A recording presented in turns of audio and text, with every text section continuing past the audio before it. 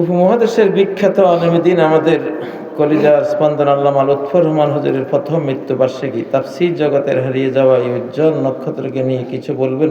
ও লুৎফর রহমান সাহেব, আজকে তো 12টা বেজে গেছে মনে হয়। আল্লাহ ওনাকে, ওনার যে রেখে যাওয়া স্মৃতি, আমার শিশুকাল থেকে এই পর্যন্ত ওনাকে আমি একই রকম দেখছি।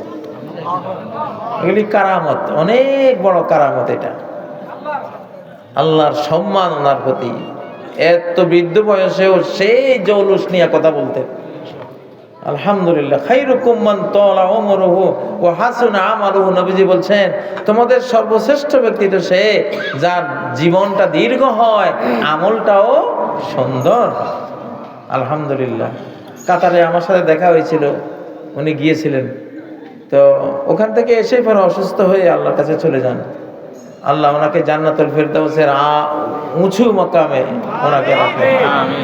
কোনো কুসংস্কার ছড়ান নাই, সমাজে যা দিয়েছেন কোরআন হাদিস সঠিক জিনিসগুলি ছড়িয়ে গেছেন। জ্ঞান বিজ্ঞান সব শাখায় বিচরণ করতেন। আলহামদুলিল্লাহ, দীর্ঘ প্রায় 1 শতাব্দীর দাঈ ইলাল্লাহ উনি। আল্লাহ তাআলা ওনাকে জান্নাত নসিব করেন, জান্নাতুল ফেরদাউসের উঁচু মাকামে ওনাকে নিয়ে যান। ভাই